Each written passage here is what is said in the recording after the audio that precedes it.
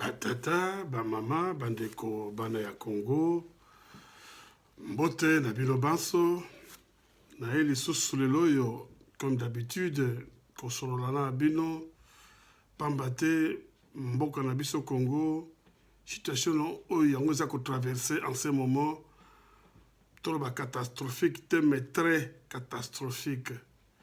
Donc, il y a une situation moko, soko totien molende te, na banzi, koumela soso mingi te pour to regretter passivité na biso, to regretter de ne pas avoir fait le nécessaire pour te sauver en gros du naufrage.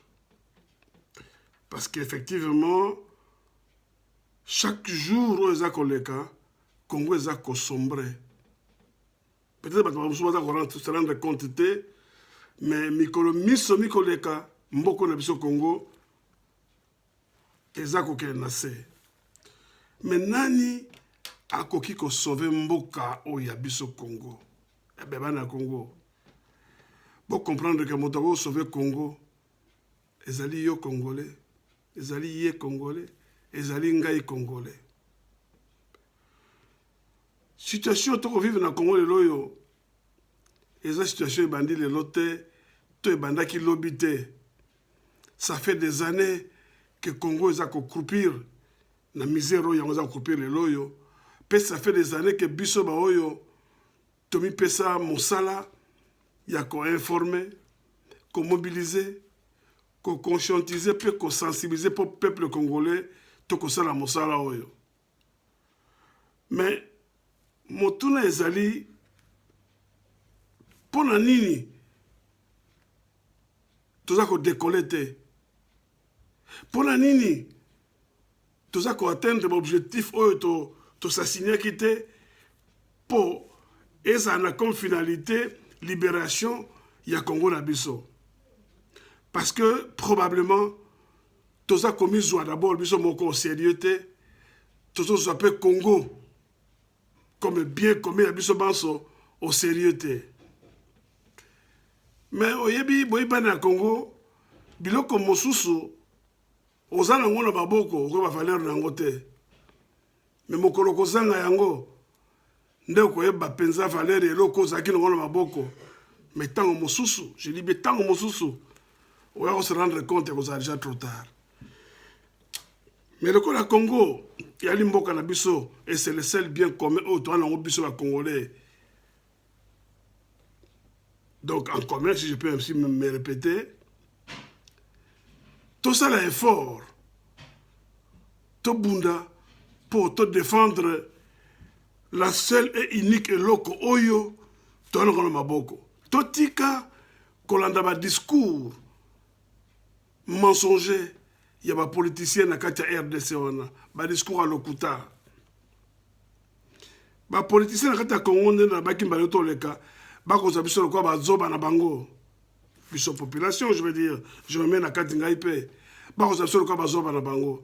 Ba ko ba biso loko mosu de lo, le ba ose loko mosusu. Et pourtant politique y a les questions ya au lobby loko, c'est-à-dire ça les promesses au réalisé yango. Même si on réalise à 100%, mais au moins, tout le monde a début exécution, et puis, plus de la moitié, il y a l'autre et ça exécuté. Peut-être parce qu'il y a des difficultés financières et qu'on a câblé, ça nous pouvons comprendre. Mais les Léons à Congo, bilo qu'on y a caractérisé penza Congo et Abisso. Koboma. Koiba, Kokosa, bien que je caractérise Congo, Misatouara. De la part de qui? De ceux qui, entre guillemets, ou entre parenthèses, bako diriger Bisso. Bango va aller à la base, il y a mensonge, il y a détournement, il y a vol, et tout ce que vous pouvez imaginer. Prenez la zone au baboué. Botala, bateau, il y a le pouvoir en 2019, je crois que c'est ça, oui, 2019, ou 2018, décembre 2018, bayaki na pouvoir, balobi na biso balobi, baye po batia na biso état de droit. Mais, botala, en réalité, bato wana ndenge nini baza ko fonctionner. Ils nous disent que bato tient en place état de droit. Quand on parle d'état de droit, on parle d'une justice fonctionnelle. Mais est-ce que justice na Congo wana ça ko fonctionner? La justice dans le Congo, on va faire quoi? La justice va fonctionner. Mais est-ce que la justice soit déjà fonctionner ou est-ce une simple étiquette? Car, tout le monde est le connu. Bateau Banso, Bazako détourner Mbongo na Congo, Bazako kenda quelques jours dans la prison ou quelques mois, si Manango Babimi. À croire que Bami Pesanaki mot d'ordre. Un mot d'ordre qui consiste à dire, voilà, Yiba, Mezala Makasi, n'a condamné quelques jours ou quelques mois à prison. Parce que, tout le monde qui va kangi batroko la caméra, soi-disant pour la projet à 100 jours, détournement, il y a plus de 57 millions que bakokte iboloko. Tout le monde qui va kangi ba wili ba konga, ba détournement, ba bon enseignement, et ce gagné tout ça. Tout le monde comment il s'appelle encore le ministre, Eteni Longondo. Tout le monde va PDG à OVD, ba koti ba boloko. Tout le monde va PDG à Fonus. Tout le monde peut tout le monde. Mais bana ya Congo.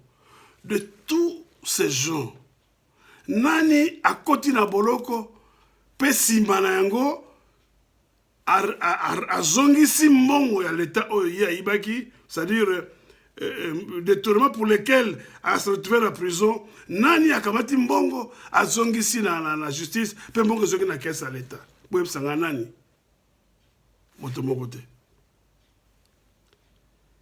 Pourquoi bato bazo kota boloko mais bazo zongisa mbongo na caisse à l'état te? Nde na to sabino ba pesana ki mot d'ordre yiba mais alande makase na kondima quelques mois de prison. Alors bato yo basali soko 30 ans 40 ans basimba kata $10 000 te tanga moni 2 3 4 5 millions. Il se résout à l'objet, mais dans le mot d'ordre, mon konza pesaki, mon konzi. Na iba 3 millions na ngai, na bomba, na kreta 3 mois, ata 4 mois na boloko. Parce qu'ata na fandi, encore 10 ans libanda, na kosoka jamais même 1 million. Et tant que na boloko, na prison, 1 mois, 2 mois, 3 mois, liberté provisoire, santé malamouté, boye na boye. Alors, le chef de l'État accorde une grâce babimisi batoana. Et bisobane ya Congo, tozo sala nini? Toza ko dénoncer, mais tokena ko dénoncer wana jusqu'où? Parce que expérience ngai moko personnel, et bani ko enseigner ngai que pour la ko libérer mboka et c'est que les kakato dénoncaka te. Pour la libérer mboka, et c'est que les kakato dénoncaka te. Et c'est que to passer à l'acte. Acte to passer ya linini. Désobéissance civique. To bandele sikawana, to alina soulèvement populaire. On a bien désobéissance civique sous Kerengo, sous le soulèvement populaire. Mais ce qu'on doit continuer à dénoncer, croyez-moi. Batowana, basi ba yebi que to dénonçaka. Basi ba yebi que to gangaka. Mais toi, bambo à copain, tout ça là, comme mon côté. Donc, on va continuer. Pendant que nous crions, et ils continuent à voler, ils continuent à nous appauvrir, ils continuent à nous paupériser. Alors, nous allons continuer pour aller jusqu'où? Bota la bino moko, ndela totala bakomba, batoka ba Vital Kamerhe, et belé en bongo yo yé, a détourné pour lequel a côté la prison. Le lo yé wana libanda, a remboursé à temps le koutate. Et a remboursé à temps le koutate, mais pire encore, 500 000 $ oh yé a foutu caution pour la liberté conditionnelle wana, motapesi yango Chilombo. Bon dit benangai, motapesi 500 000 $, on a entendu l'équivalent, il y a 500 000 $, to 500 000 $ en dollars, pour abîmer la prison, faut ta caution dans l'État, pour abîmer la prison, Félix Antoine Chilombo. Et c'est beaucoup comprendre le qu'on a. Moto Yobabengi, Paul Kagame, ayaki na Congo, il y a quelques jours, il y a quelques semaines, devant témoin, a pessi instruction par rapport à l'information, il y a hold-up financier, France Inter, a pessi instruction formelle na Chilombo, qui a coquille, touché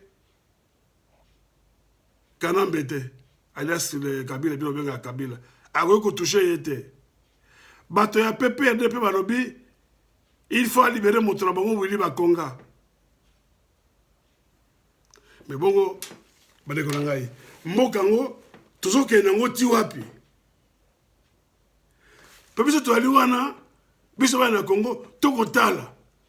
Mboka ali bien, il y a biso banso. Mais pourquoi toujours bouger t'es? Pour la nini, toza ko bouger te Congo ezali bien commun ya biso banso un groupe de gens bako koya ko donc to comme le kola vous avez un exemple ba paya baye ba bibisi bino na kati ya ndako biloko na bino inso etikali na kati ya ndako bino ko bata bana kikoso bozo talaka bango ah lelo bale madesu na biso oh loyi bakolia ntaba na biso lobi okuna bakotumba ngulu na biso. Mais après, lobi okuna bako violer sœur na biso. Lobi okuna bakoboma na biso. Mais ne passez pas le temps à réfléchir sur ce genre de choses. To meka ko réfléchir ndenge to sala poto bana situation wana bana Congo. Réfléchissons. Parce que qu'on dénonçait, tout à l'heure, qu'on dénonçait, ça ne nous apporte rien du tout. C'est vrai que c'est une arme efficace, mais dans ma Italie Congo, je viens de comprendre que et quoi apporter biso et l'eau comme mon côté. Je ne demande pas aux gens d'arrêter de dénoncer. Ce n'est pas ce que je dis. Mais je dis que dénoncer tout simplement, ça ne suffit pas. Il faut tout passer une étape, mon sous-sous. To koki kaka du matin au soir to dénonçaka te ah ba meli na biso ah ba le mikate na biso ah ba le loso na biso ah ba ba kata ngombe na biso ba kata ngulu na biso mais pour na ko éviter que lobby ba kata ntaba na biso lobby ko ba lia même na biso nous devons trouver des formules, nous devons trouver des solutions.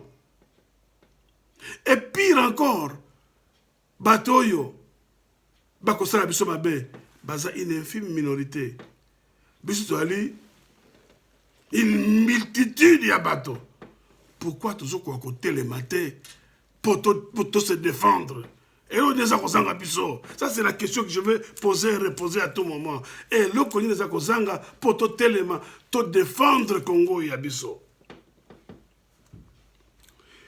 Na Congo na biso wana na Congo eza makambo sikate. Tous perdre les leaders rebelles à Congo.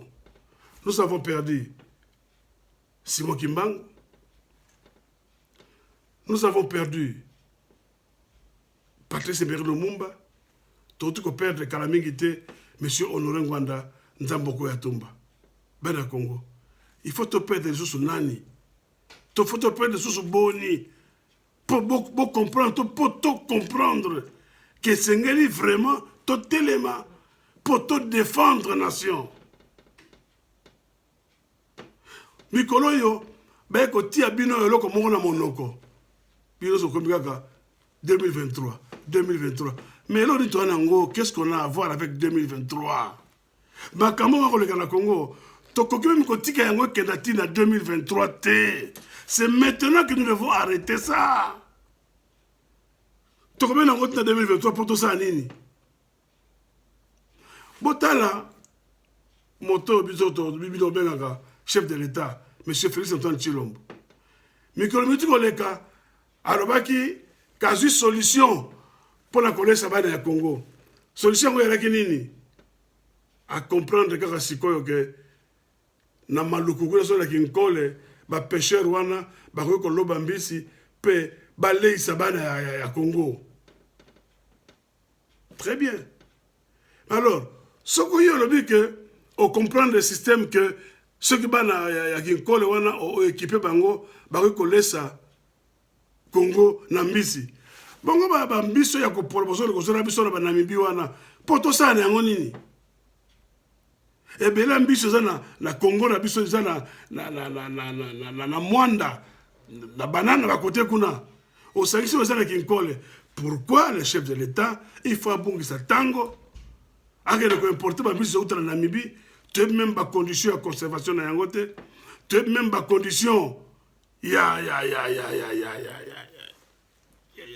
dans lesquels va pêcher yangote soko bataki ba kisi soko bataki nini pa ko récupérer to yebité bolingo ko kiba na ngomba ko la kisasa soit disant parce que ma fête yako ya mais bana Congo dans tout ça les dindons de la farce ali nani et ali yo mwana Congo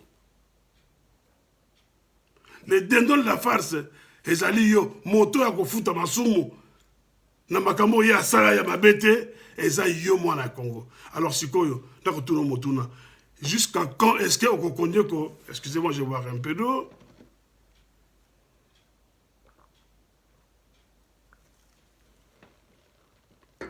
jusqu'à quand okondima kofuta masumu ya makambo yo salate et loko nini ya mabe yo sala pour le loyo osuki sa vina yo to vina yo suka na motindo wana